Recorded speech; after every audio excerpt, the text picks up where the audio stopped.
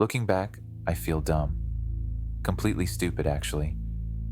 I should have known that apartment was far too cheap to be right, even for a studio. I should have known there had to be a catch.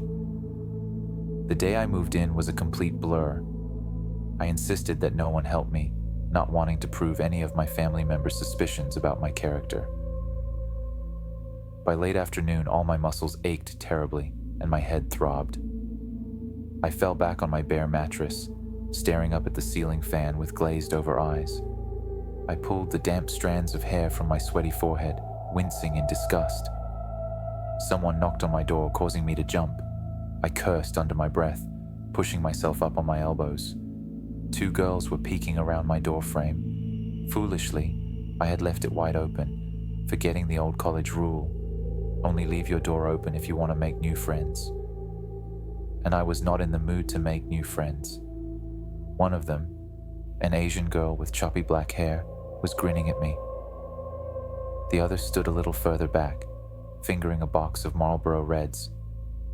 "Hey," she said, nodding at me.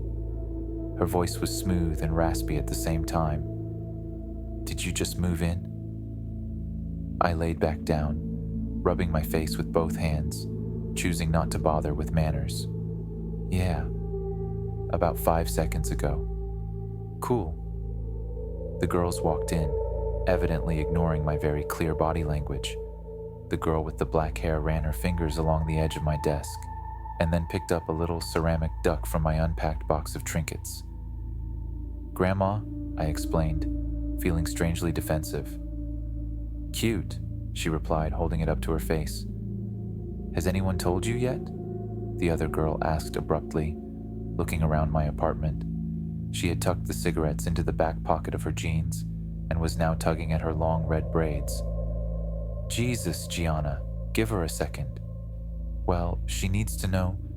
"Yeah, but we haven't even asked her name." I blinked at the 2 strangers incredulously. I hadn't even had time to put toilet paper in my bathroom, and here they were, touching my things and talking about me like I wasn't there. I just wanted to take a nap, honestly. "My name's Arden," I said. The girl with the red braids, Gianna, sat down next to me on my bed. "Did they tell you?" "Tell me what?" "Oh, of course they didn't. The rules." I blinked again, my face blank. I didn't know about any rules besides the typical renting ones. I had signed the lease after, at best, skimming over it. The landlord was a skinny woman who smelled of ashes, and I was fairly certain she had never developed the facial muscles necessary for smiling. I wasn't about to ask her any follow-up questions, especially when the rent was so cheap. The other girl laughed nervously. "Where did you move here from?" I ignored her. "What rules?" Gianna got a strange, wicked sort of smile on her face, bouncing a little on my mattress.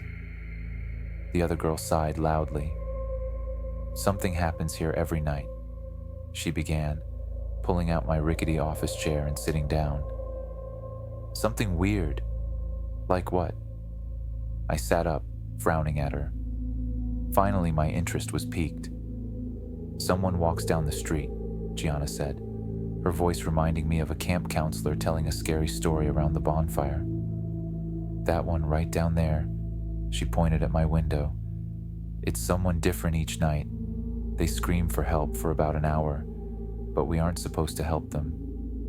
I just stared at her. I felt a small chill run up my spine. I didn't know what to make of all this. "It happens at a different time every night," the other one said softly. "We never know when it's coming." "Why?" She shrugged almost sadly. "We don't know why." I scoffed, leaning my elbows against my knees. "I don't believe you." The girl shrugged. "You don't have to. You'll see for yourself." The look in her eyes made me want to believe her. She seemed sincere, but I couldn't even begin to fathom what they were saying being true. It was too strange, too outlandish. I knew this wouldn't be the nicest neighborhood, but it couldn't be that bad. It had to be a prank. They had to be hazing me or something. "We'll come back later," Gianna said matter-of-factly. "We'll show you." Before I could protest, she grabbed the other girl by the wrist, and they were gone. I followed them to the door, watching them march down the hall, talking to each other in hushed voices. I closed my door behind them. That night, as promised, they came back. They came dragging along 2 boys. One was somewhat muscular, wearing a tight black t-shirt and baggy jeans, and my eyes were instantly drawn to a silver heart-shaped locket around his neck. He smiled at me and introduced himself as Will when he walked in. The other boy was smaller but chubbier and nervous-looking, with a buzz cut and ill-fitting cargo shorts. His name, I was told, was Matteo.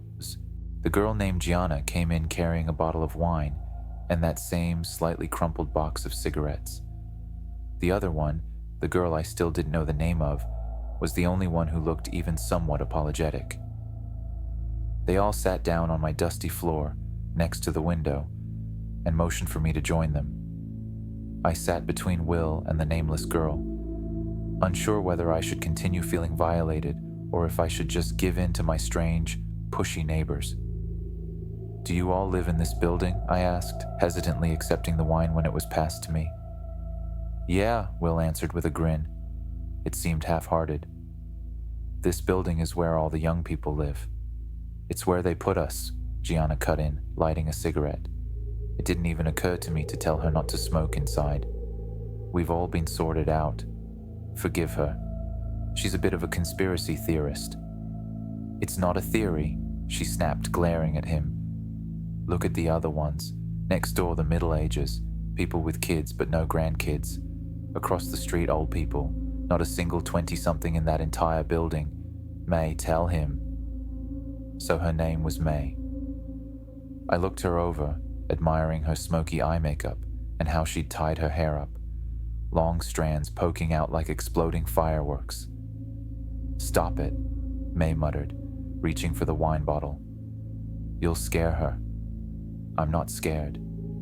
She just shrugged at me, as if she didn't believe me. We passed the bottle around, and then around again. I listened to them bicker and laugh. It was clear they'd all been friends for a while, and I felt a little bit like I was intruding, even though they were in my apartment. Will asked me if I had gone to college, and I told him I did, but I dropped out. They all nodded sympathetically, which made me feel stupid. By midnight, I was a little bit buzzed, and my guard was beginning to fall. I had to admit, it felt good to have friends.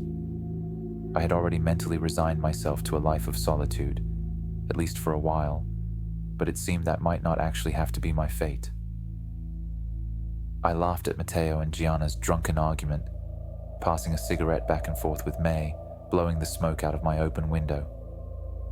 I had almost completely forgotten why they were all over when it happened. All at once, a blaring alarm came from each of our phones, like an Amber Alert. I could hear the sound echo throughout the neighborhood, like an entire chorus of hundreds of phones going off, not just ours. I nearly leapt out of my skin. Not even Gianna laughed. All of them went quiet, and they looked at me as I took it out, frowning at the screen. "Do not interfere." "It's coming," Will whispered. He had changed, his eyes almost glassy and his voice soft and shaky. Matteo squeezed his shoulder. I looked at May. Her eyebrows were cinched together in concern, and she was stubbing out our cigarette against the windowsill, shrinking away. There it was again, that chill. It crept up my back, spreading along my scalp and making me shiver. Something felt deeply, deeply wrong.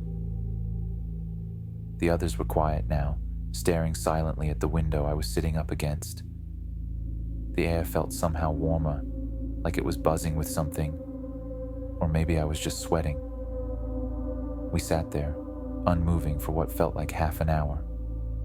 Right as I was getting tempted to ask what was going on, I heard it. It was far away and faint, but I still heard it. A cry. It continued as it got gradually closer, louder, more desperate. "Help. Please, my God, someone help me." Slowly, I leaned out the window, I had to see it with my eyes, had to confirm there was actually someone out there like they had said there would be. My new apartment was on the 4th floor, so it was hard to see who was down on the street without squinting. In the flickering streetlights, I could make out the outline of an elderly man. He was hunched over, wandering aimlessly from door to door, wearing only what looked like a hospital gown to cover his pale, broken body. Behind him trailed a path of dripping blood, although I couldn't see where it was coming from. "Please, I'm hurt."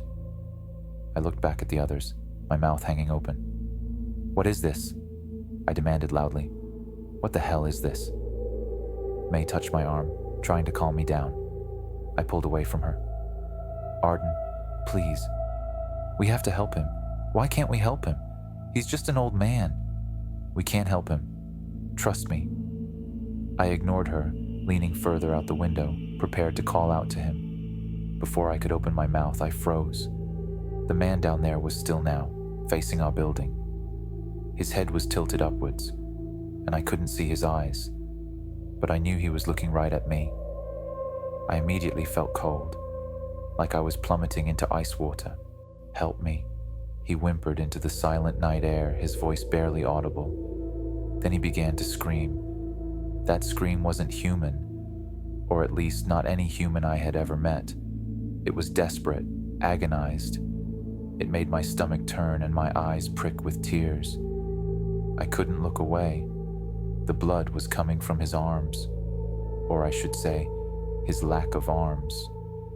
Where his arms should have been, there were only bloody, mangled stumps. They looked fresh. He didn't move other than a shaky sway, and his eyes didn't leave me. His shriek slowly molded into words that I could just barely understand. "Please, please, please, please." May yanked me backwards, away from the window.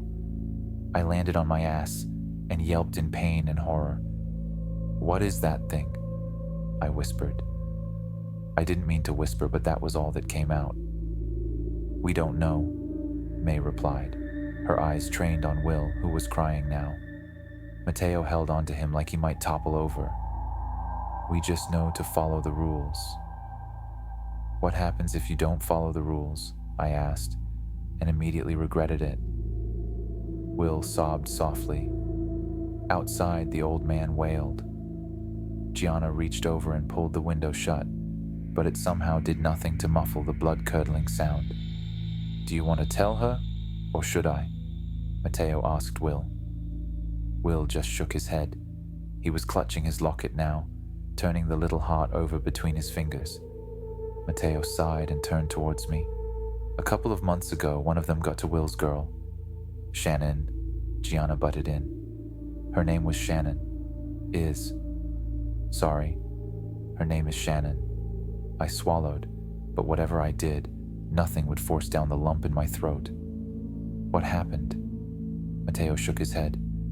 "We don't know. We were all together when the screaming started. Usually we just ignore it now, you know? No use in dwelling on it. But that night we think she saw something different. She started insisting she had to help and she ran outside. We couldn't stop her." He paused, glancing over at Will. He was silent and still. The screaming outside had begun to pass, getting softer as it continued further down the street. "Then what?" He shrugged. "Nothing. She was just gone." I pressed my lips together, trying to process all of this. I really had believed they were messing with me, but I had seen it.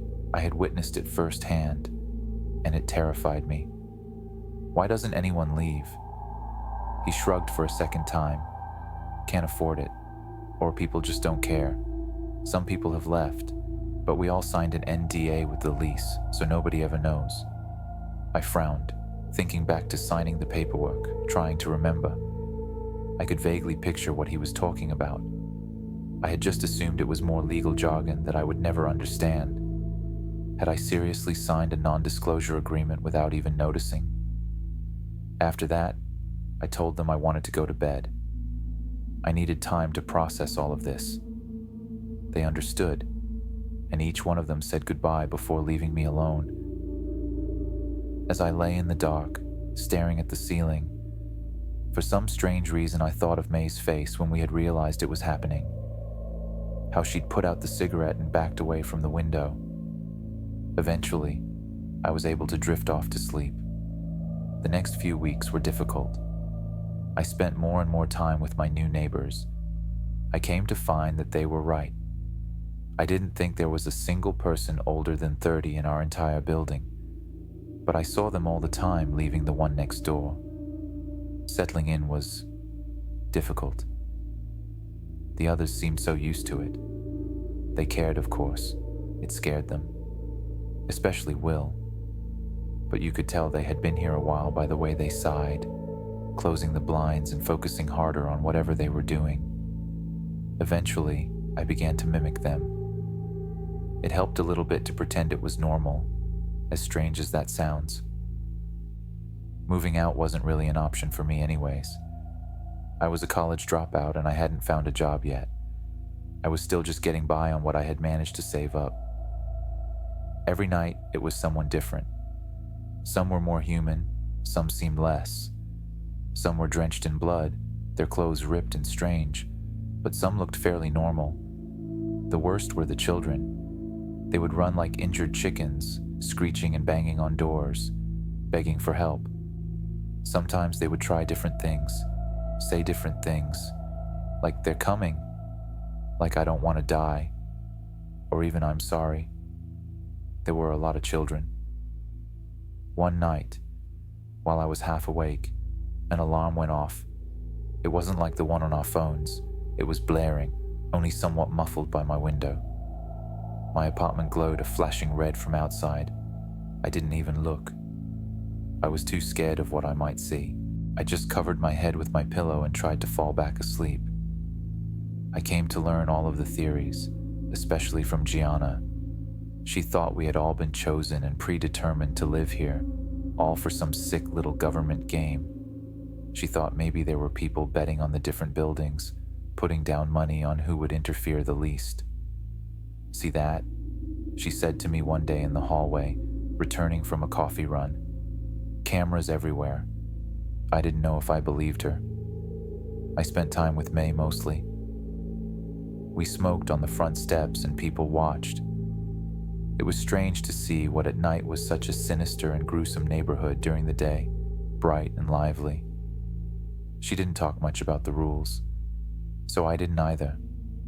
We didn't talk all that much in general, I found, just enjoying each other's company. Right when I was beginning to feel comfortable was when it happened. It started with a birthday cake. "Happy birthday!" As May walked through the door, Mateo blew into his plastic party horn. The paper inflated, smacking Will on the side of the head. May's hand flew to her heart. "Jesus Christ, you fuckers know I hate surprises." Gianna laughed and walked over to her. In her hands, she held a chocolate cake, haphazardly adorned with sprinkles and bright pink icing that read, "Happy Birthday, May," in the center. 24. She set down the cake on the dresser and threw her arm around May's neck. "How does it feel?" "Fucking awful." "That's the spirit." "Enough of this," Mateo cut in, weaving between them. "Let's eat some cake, then let's go." Their tradition, I had learned, was to bar hop for birthdays. They told me there was no curfew here, despite the rules, just a recommended time to be home, which was 10:30 p.m. Usually, they said, they got home before the alarm or spent the night somewhere else. We all took some cake. The boys took shots in the kitchen to pregame while I watched Gianna fuss over May's hair. I was never much of a partier. While at clubs or bars in college, I spent most of the time out back, chatting with the smokers. But then again, I was never much of a friend group person either, so maybe the circumstances were changing. I watched them all troop outside to Mateo's car. I stuffed myself in the back, incredibly conscious of how close I was pressed into May. My other shoulder rammed into the car door. Mateo's music, cranked up to maximum volume, hurt my ears. and the tiny space was packed with the smell of tobacco and various perfumes as we sped down the freeway toward the city. But it was nice. It was really nice. I found myself laughing with them, and I hooked my arm around May's when she weaseled her hand beneath my elbow. It was actually nice. As predicted, the bars they chose weren't exactly my scene. But this time, as opposed to college, I could stand it. I took shots. I followed them out for smoke breaks. I even danced under the low purple lights until my feet ached inside my chunky heels, surely riddled with blisters. By the time we got to our third bar, I couldn't even feel it anymore. And it was at that third bar that we crammed ourselves into an old photo booth, and Gianna reluctantly offered $5 to the slot, and we laughed, red-faced, into a tiny camera. After the photos spit out into the compartment, the others slid through the red curtains. But before I could follow, May grabbed my wrist.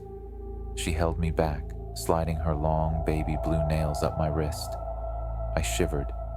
"You never gave me a birthday present," she whispered, and I could feel her breath on my face.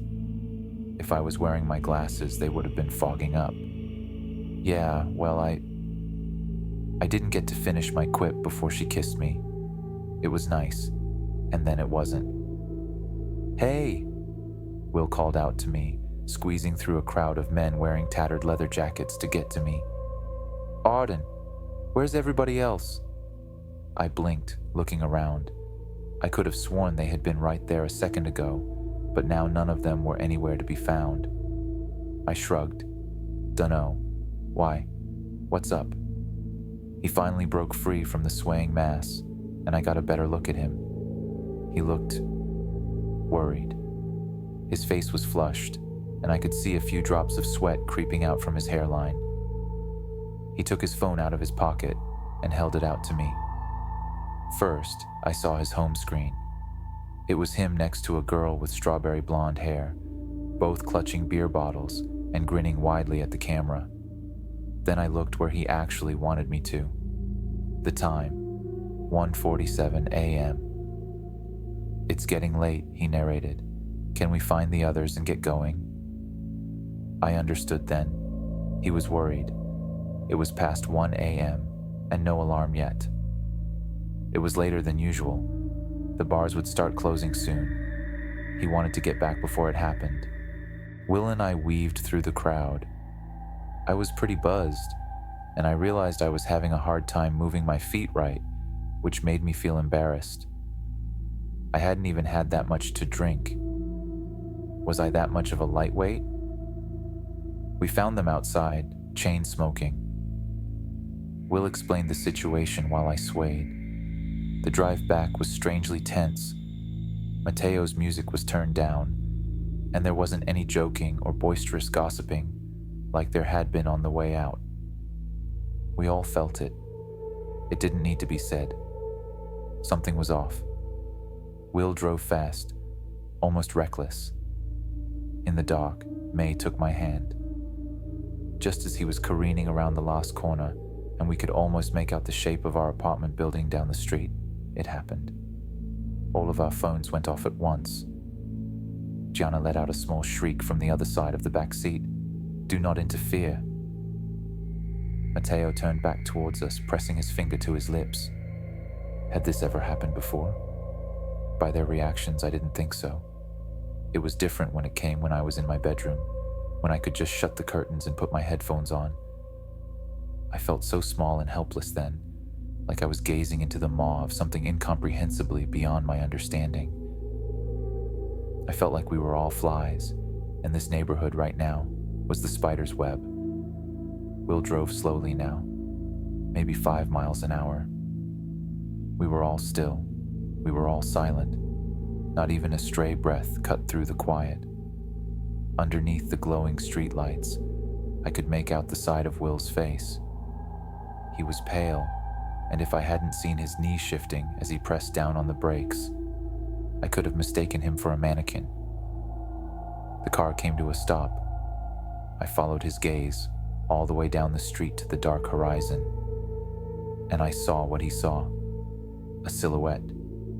It was far too distant to make out what shape it took, but it was evidently humanoid. It moved in a shaky stumble, limping down the middle of the road in our direction. And in the overwhelming silence, I could hear it, far away, but still deeply urgent. "Help me." "Will," Gianna hissed. "Turn the car around." Will didn't move. He just stared forward, as white as paper. It didn't make any logical sense, but I knew what he knew. It was too late now. There was no use. "Help me. Please help." I could tell now that it was a girl from its voice and its figure as it got closer. It was wearing some sort of white nightgown, not unlike the old man's hospital attire from that first night, stained with dark red blood. From here, I couldn't tell if it was fresh or dry. I didn't know why that mattered to me. "Maybe," May whispered. Her arm shook against mine. "Maybe if we're quiet and we duck down, it won't see us." Deep down, it felt as hopeless as turning around had felt, but it seemed reasonable. I nodded and did as she suggested, crouching behind the passenger seat, my knees throbbing from the strange angle I'd bent myself into. We all did it, except for Will. He didn't move. He still just looked. When he finally spoke, I could barely hear him. It was so weak. "Shannon." The word hung in the air, heavy with implication. Mateo was the one to break the silence. "What?" "Shannon," he repeated, finally turning to look at his friend. "That's Shannon." I peered over the seat in front of me, squinting my eyes. The human-like thing was getting closer, and now I could make out strawberry blonde hair, round face, short legs. The girl from Will's phone lock screen. The girl who had disappeared. Shannon. May gasped next to me. "Dude," Mateo said slowly, his words crumbling as soon as they left his mouth. "I know what you're thinking, dude. Do not get out of this car." Will didn't even seem like he was with us anymore. He was in shock, I think, looking back. "I have to help her," he insisted, right as another sickening cry rang out. "Help me! Help! Help me! Please, someone, it hurts!" It was getting far too close to us for comfort, but it still didn't seem to notice the car. Its cries became more and more desperate as they got louder. "I have to help her," Will repeated, and a bit of life had returned to his face. Mateo shook his head and grabbed at his sleeve. "Will, that is not Shannon." Will glared at him, his eyes shining with tears.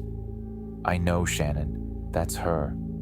I know you do, dude, and I know you miss her, but please, please don't do this." Their voices were getting louder and more distraught, and I felt May press into my side, trembling like a leaf. Gianna was whimpering, but I couldn't see her from my position. The thing was almost to our car when it stopped. She turned her head, left, then right, almost like she was sniffing the air. The boys stopped arguing. I felt like my heart would burst out of my chest. I could see Shannon's face now, and I realized why she hadn't seen us. The girl's face was streaked with gore, and it looked like her eyes had been scooped out with a melon spoon. She cried, drool pouring from her slackened mouth, but no tears could come. It happened too quickly. None of us could stop him. Will violently ripped his arm away from Mateo, fumbling for the handle to the car door. Gianna screamed. Mateo tried to slam down on the lock, but he missed, and Will managed to get the door open before he could try again. He stumbled onto the asphalt and hit the ground with a soft crunch. The thing turned her head and began to scream. But instead of charging at Will, she backed away. She held her arms out in front of her like something might attack her, whipping her head around wildly. An alarm went off, like the one I had heard that one night, but far more unbearable now that I was in it. The streetlights lining either side of the street switched to a flashing red, and Mateo threw himself into the driver's seat, the tires screeching as he peeled away. Gianna was screaming at him, pleading with him to go back. May was weeping into her hands. I didn't move, didn't make a sound. I didn't understand. As we sped away, I looked back. I couldn't help it. I saw the flash of some sort of van in the blinding red light, pulling around the corner. Then nothing. That was a week or two ago. I don't know. I've been having a hard time keeping track of time. None of us have spoken much since that night. We tried the police, of course, but as you could assume, nothing came of it. I think whatever this is far larger than we know. I don't know if it's some kind of experiment or just a sick game, but I'm going to move back into my parents' house next week, despite all their berating, and then figure out what to do from there. I don't know if that was really Shannon that we saw that night, or if it was something else, and I don't know which is worse. All I know is that last night, I heard Will's voice outside my window, crying, pleading for help. I didn't interfere.